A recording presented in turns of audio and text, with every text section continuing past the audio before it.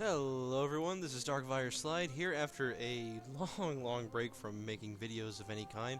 I'm back with a game that's different than what I've put on my channel thus far. I've mostly done Europa Universalis 4 content up to this point, but lately I've been playing Civilization V again, and the second time around I've really been starting to appreciate it, and I was thinking of a ambitious campaign of trying to do, clear every single Civ, starting with the ones that I haven't already beaten the game as. But maybe I shouldn't set a goal that lofty, and rather, for the time being, I think I'm just going to play the game and just do playthroughs and have fun playing this game. And if you're newer to Civ, maybe you can learn a few things, and I'm hoping to learn more as I play. I've only gotten about 200 hours into the game, which really for a grand strategy game is not all that much. So that being said, let's launch into the game without further ado. We're going to set up a game. I thought about who I wanted to play ahead of time, and I was actually playing this earlier this morning, and I thought to myself, I want to make a YouTube series about this, so I just decided to go with it. So we're going to play as Isabella, as Spain, widely regarded, I think, as one of the weaker civilizations in the game. So let's read off our bonuses. Let's see what we get for being Spain. We get a gold bonus for discovering a natural wonder, and we get more if we're first to discover it. So we're really exploration based. Our culture, happiness, and tile yields from natural wonders are doubled, which is really good because a lot of natural wonders have some pretty cool bonuses. As one of my friends put it, it's very much RNG based, in the sense that it's random where the natural wonders are going to be located. But if we could find them and build stuff there, that would be great. Our two unique Civ things, which can be either buildings or units. We get the Tercio, which is just a stronger musketeer that takes longer to build and gets double damage against cav. It's a solid unit for what it does. And then we also get the Conquistador, and the Conquistador is a really interesting unit because it replaces the Knight that you get during the medieval era. But what makes it really neat is if you send it overseas, it can build cities like a settler would. So, all that being said, I think what we're going to try to do, strategy-wise, is we're going to try to play wide, and playing wide means that we're going to try to build a very big empire with a lot of, well, basically crap cities by most definitions. Like I said, I am not particularly an expert at this game, but I think I am pretty good. I've won more than a couple games on Prince difficulty, which is what I'm going to be playing at. I'm not feeling up to dealing with AI cheating, basically. We're going to be playing on Epic game pace, and the reason for that, the reason I like playing Epic over Standard is it's not too long, it's not like Marathon, but it also allows more time in between military techs to fight wars and get things done, which is, really nice. So, hold on just a second. Okay, so, without further ado, let's begin.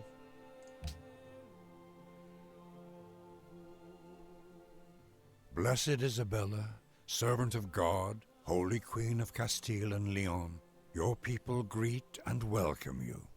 You are the ruler of Spain, a beautiful and ancient country at the crossroads of the world between Europe and Africa, one shore on the Mediterranean and the other on the mighty Atlantic Ocean. The Spanish are a multicultural people with roots in the Muslim and Christian world. A seafaring race, Spanish explorers found and conquered much of the New World, and for many centuries its gold and silver brought Spain unrivaled wealth and power, making the Spanish court the envy of the world. O fair and virtuous Isabella, will you rebuild the Spanish Empire and show the world again the greatness of your people? Will you take up the mantle of the Holy Monarchy and vanquish your foes under heaven's watchful eyes? Your adoring subjects await your command. Can you build a civilization that will stand the test of time? Alright, so after that's done, let's begin our journey. I think we just build here. I think that's the right. And so we're gonna build a scout first, I think. Monument would take 15 turns, so yeah, I'm feeling a scout. Let's open our research tab. I think we want pottery, honestly. Although, it's always in my opinion, one of the roughest parts and also the most interesting parts of Civ is the early game. Because picking a tech can be very difficult depending on your situation. Obviously, we do have a lot of cattle nearby, which would make animal husbandry useful if we got a worker in time to actually make use of that. On the other hand, with pottery, we could get granaries for our cities, which would be pretty useful as well.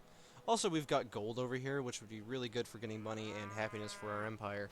So, let's do animal husbandry. I don't normally do animal husbandry first, but it does let us build a caravan, which will get us money. And in my experience, wide empires versus tall being only a few cities, but really powerful cities, as opposed to wide, which is what we're going to try to do.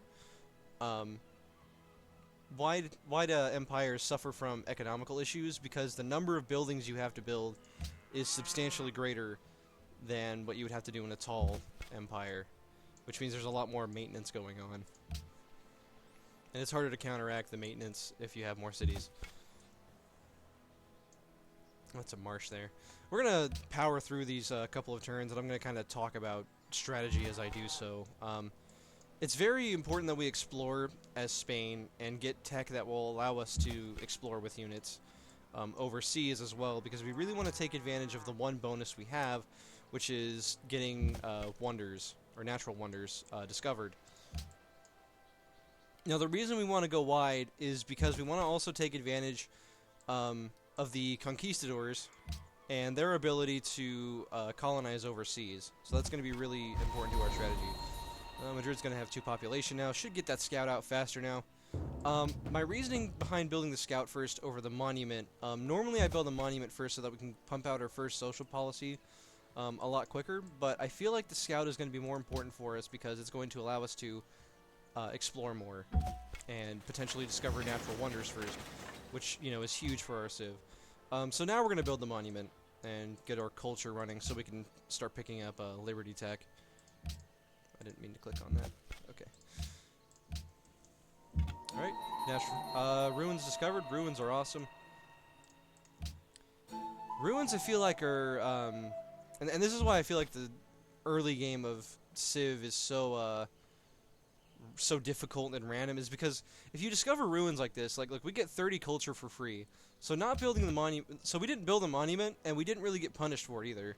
And also, this is huge. This is in my opinion one of the biggest things about ruins that can kind of make or break a game. Sometimes you just get a really crappy map for discovering ruins, but sometimes you get a bonus population in your city. That's huge. That's like, we just saved like 10 turns of growth, which means that we're going to build things faster and grow faster. เราพ่อของรามคำแหงกษัตริย์แห่งสยาม Hello, Ram Kamheng, leader of Siam. Alright, so we are going to have some competition, it looks like. We're going to adopt Liberty early, I think. Yeah, Piety at this point does nothing for us, so we're going to pick up Liberty so we can start expanding. Alright! That is awesome. So, we discovered a natural wonder, which is incredible. So, we get bonus happiness, we get 2 food and 6 faith for working it, which is awesome, and we gain 500 gold for finding it early. That's incredible. We may actually be able to get a settler or a worker with that. I think I'm going to take the worker just because having a lot of cities early on isn't really beneficial. Later on, it's a lot more manageable. Thou shalt not muzzle the ox when he treadeth out the court. Okay, finished animal husbandry. That is great. Now we're going to pick up mining, I think. Okay, another encampment. Why would I build a farm? Game, why would I build a farm there when I can build a pasture on this and improve production while still having a lot of food? Okay, game. Oh, more ruins. Awesome. I'm really, we got really lucky with discovering Uluru, by the way. I don't even know where that is in real life. I'll have to look that up in between episodes here. But, that's awesome that we found that. And, another really big benefit to playing, wide empires is that faith, so here's the thing. Every time you build a city, in case you didn't know this, research cost goes up by 5% for each city you have. And culture cost, okay, it says 7%. The last I saw it was 10%. So that's a little more gentle than it used to be. It looks like, oh, there's some ruins over there. I'll have to go get those. But, But yeah, faith costs don't go up the more cities you have.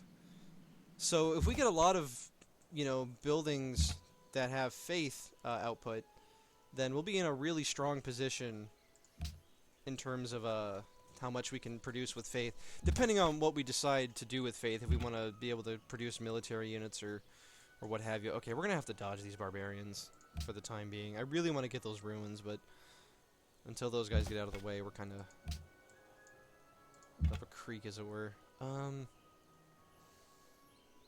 gonna gamble that he goes to this spot, because if he goes there, well, we'd still have to move around him, but we will eventually get to those ruins, one way or another.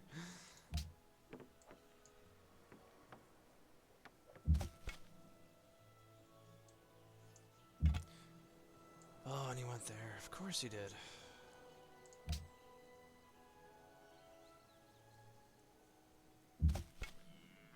Barbarians can be frustrating for civs that aren't based around military. Like, if you don't take honor, barbarians are just frustrating. But that's why they're there, right? To provide some sort of challenge in the early game. So we're gonna evade, get away from him. And yeah, one thing I أنا really السلطان like. ديال مراكش أحمد It's Morocco, cool. He chose piety. That's really weird.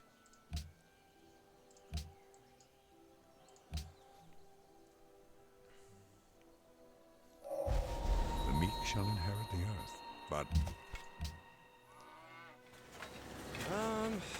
I think we take pottery now. I think that's the right call. We have expanded our borders to get this gold here, which is pretty nice. I think we build another a warrior, actually. I think we want to get a warrior to help defend. Oh, it's black. Oh, there's a mountain there. Oh. Why you do this, game? I'm sure that is like another population boost, which would just be ridiculous at this point. But I digress. Maybe the barbarian has evicted himself by this point. It's Siam.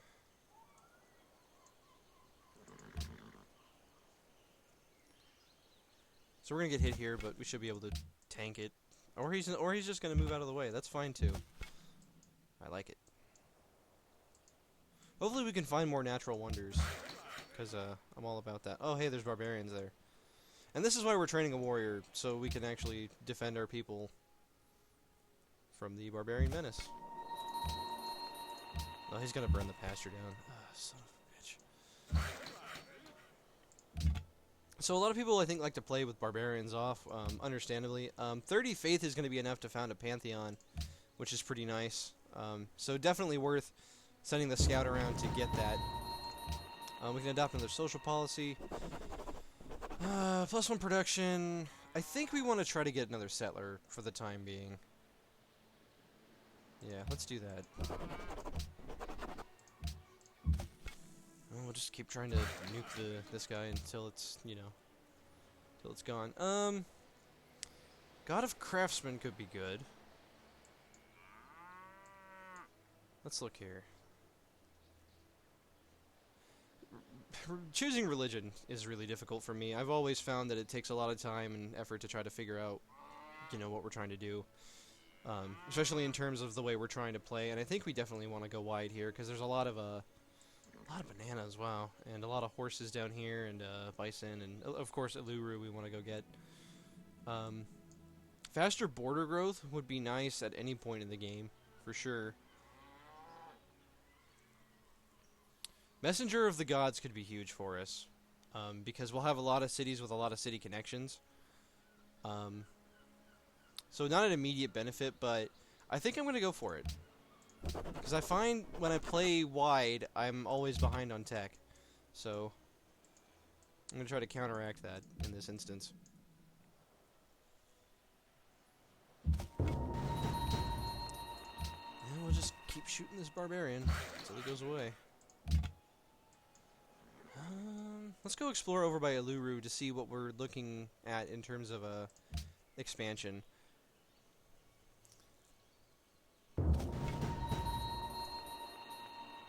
All right, another natural wonder. That is incredible luck, and I am super happy about that.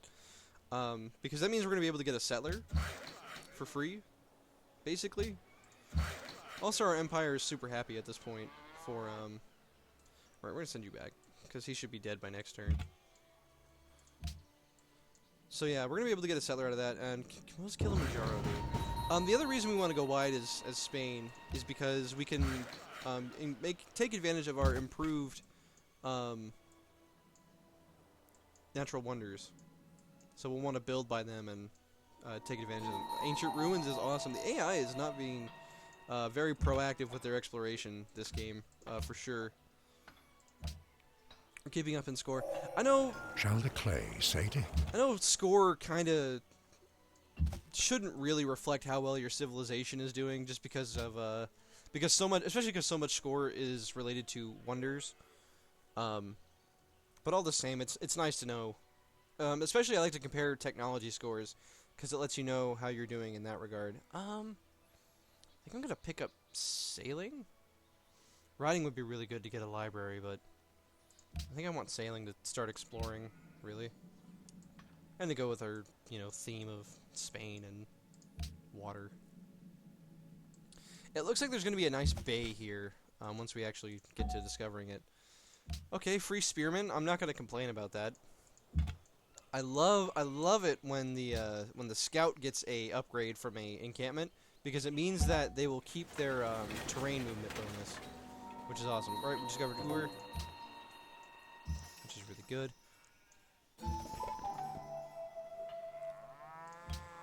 Okay, I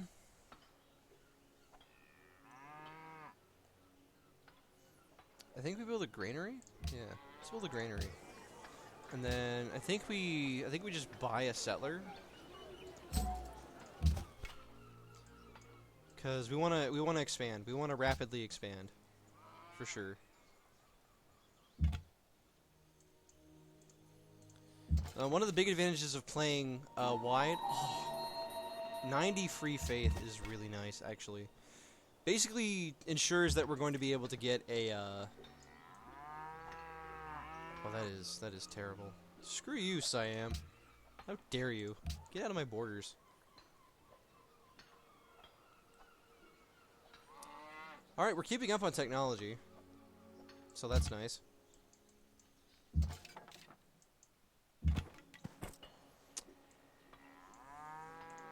We're gonna move this on here. I always get paranoid. Like, the AI never does it, but I always get paranoid when they start moving their troops close like that. I mean, this is our capital, but... So, we want to build about 5 tiles away. So this hill would be perfect, I think, for building a city on. And the reason we want to keep all our cities close is because we want to build roads to all of our cities to help with income, and the less upkeep we have to pay on roads, the better, by far. Oh, there's ancient ruins there. Wow, we have gotten a lot of ancient ruins this game. I love it. So where do you suggest I build, game? Oh, over here. Yeah, not likely.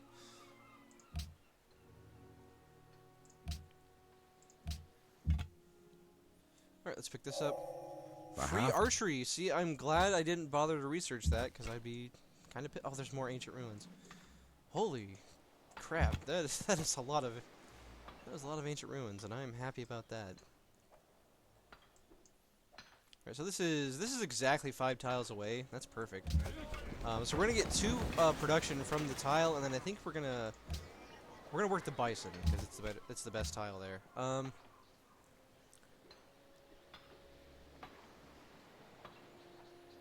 Kind of think we want a worker, honestly. That'll take even more time to kind of cultivate, but at the same time, I'm liking the idea of it. We're gonna keep this warrior in between the 2 cities, for sure. Our happiness is great right now, by the way. 8 at this point is pretty great. Reveals the location of nearby barbarian encampments. So we got one right there and one right there. Well, that's nice, but definitely... Like, it's only good if you have honor, is the best way to put it. Alright, let's go fix our pasture. and then we'll go throw him on the hill to try to see incoming barbarians. We'll want to get archers at some point, because when you play wide, people generally tend to get very salty with you for trying to expand. Alright, that'll take 4 turns to repair. That sucks, but oh well. Barbarians are there for that specific purpose, like especially from a gameplay perspective on their role. They're there for exactly that purpose of stopping you from expanding without any repercussions for doing so wantonly. Which is a fancy way of saying, be careful how you play. جيت وأنا كل أمل باش نوصل I'm not going to say no to a friend at this point in the game, even though he is the weakest of the 3, which is probably why he's doing that in the first place. But, oh hey, Manila is nice.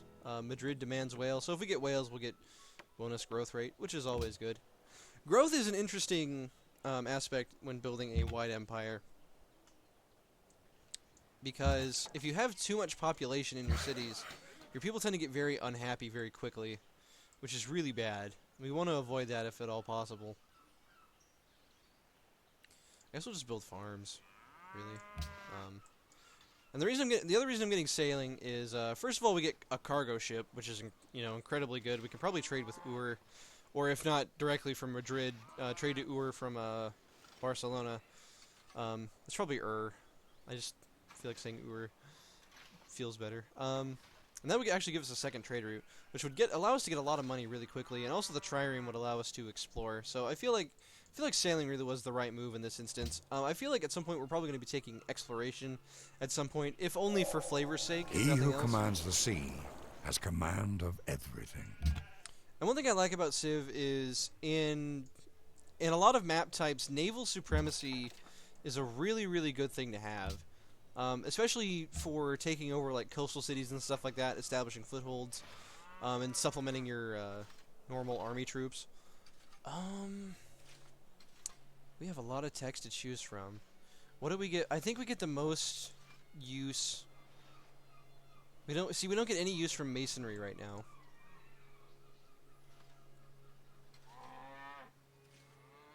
And we also don't really get any use from the wheel because we don't have any. We don't have any cities on a river, so we couldn't build the water mill. Trapping would let us get the bison and let us build a circus, which would be pretty cool. Calendar would let us get the wine once we got somebody to actually or got a settler to build a city there, I should say. Let's go with trapping. We'll get the most immediate use out of it once it gets done researching.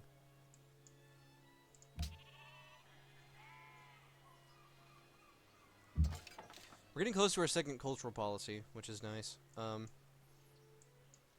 We want to avoid the barbarians, because they're on a really, really defensible tile.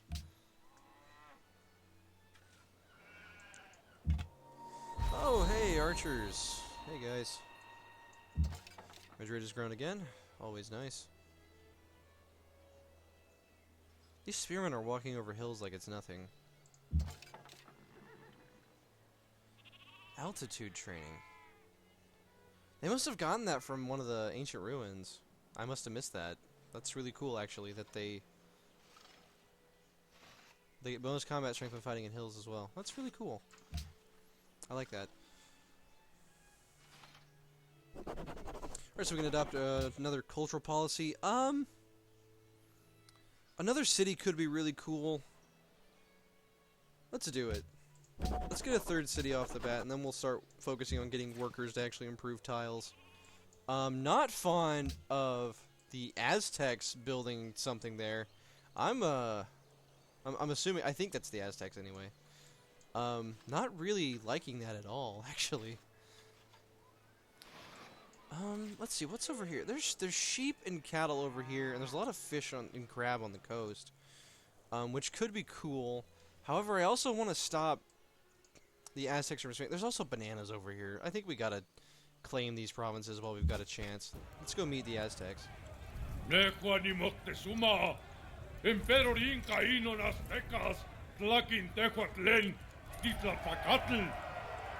there's people cheering in the background too. Very formal introduction from somebody who's probably going to try to rip our face off. So we're going to start building military units at some point here. So right there would be a good place to build, I think.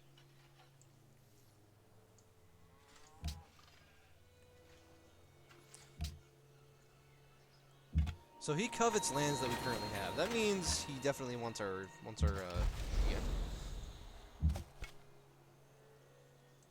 Which means we're definitely going to be building some extra soldiers to help defend our land. I find in the early game you don't need too much to defend, but oh man, in the late game, if you're not careful with these military civs, they can do a number. And the thing that's really scary about the Aztecs in particular is they're very early game centric, which is when a lot of times when a lot of civs are really weak. Case in point, we are at our strongest in the medieval and Renaissance eras. We are at our weakest, probably I would say, in the early game, and possibly the late game as well, depending on how well we handle our technology growth. Now, building another city does mean we're going to be at a deficit when it comes to culture, so we're going to have to try to handle that in some way. But you know, baby steps. Having the bananas and wine, I think this is really just the right call. Stealing this while we can. And remember, the point here is to have lots of small cities that give us resources. That is the main purpose of going wide. So as many resources as we can snatch up, that's what we're going to try to get. As well as, So Ur is actually right. He's actually already working at Luru. That kind of sucks, actually. Mount Kilimanjaro does not have as much gains as I would like. However, if we can expand there, Morocco is probably going to expand there, if we're being completely honest. That is a really rich cotton and sugar and a natural wonder. Yeah, he's probably going to expand there before we get the chance to. We're going to settle whatever lands we please, Aztecs. We're going to back that up with military, hopefully soon here. We are going to need a trade of some kind very soon. That is an Aztec unit right there. I'm not liking that he's so close. He may just be scouting, but some other cheekiness may be at play here. What is really scary to me is we have no idea what he's planning, I guess. I'm at Geneva. Hey, Geneva.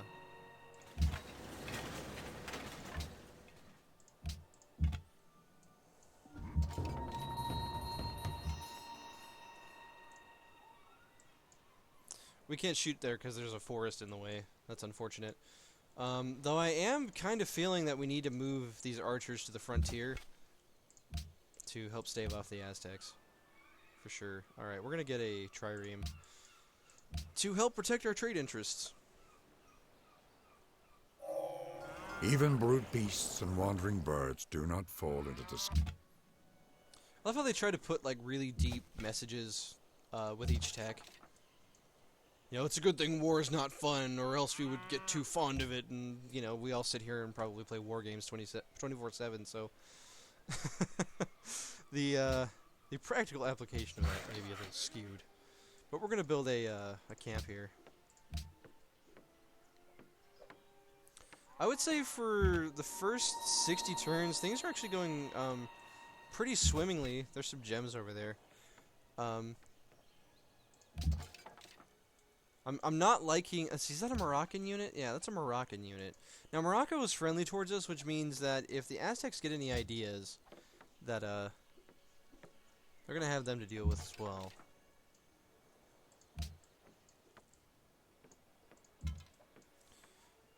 Alrighty, so we've got a kind of a frontier guard alongside a city. That should be enough to stave off a pretty healthy attack.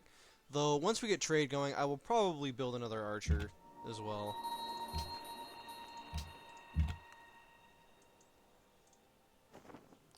Приветствую тебя, Hello, незнакомец. it's Russia. How you doing, Russia? Alright, we have the best score right now. Probably just from number of cities, if we're being honest.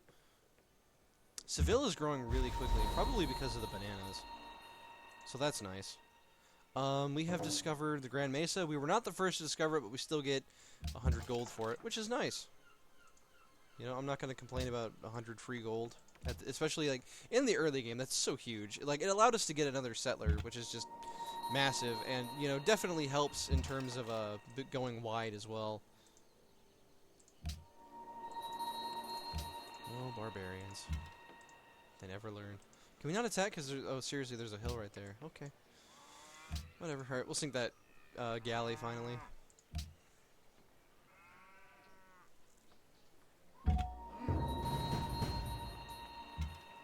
Alright, wow, that is a lot of barbarians. We're gonna move here to get our archer out of the way so he doesn't get caught up. Probably should go try to take out the camp, but we really need to get a cargo ship going. Losing a cargo ship, by the way, if like after we train it, if it dies, that's a devastating loss this early in the game. It takes 13 turns to build those. I'm not even really trying to go for wonders at the moment, because I feel like with the Aztecs here, we really need to focus on just survival, and then we'll make a comeback in the late game. But hey, I'm going to end this episode here. If you enjoyed the video, make sure to keep watching the series. I appreciate it, and thank you for watching. So I'll see you on the next one.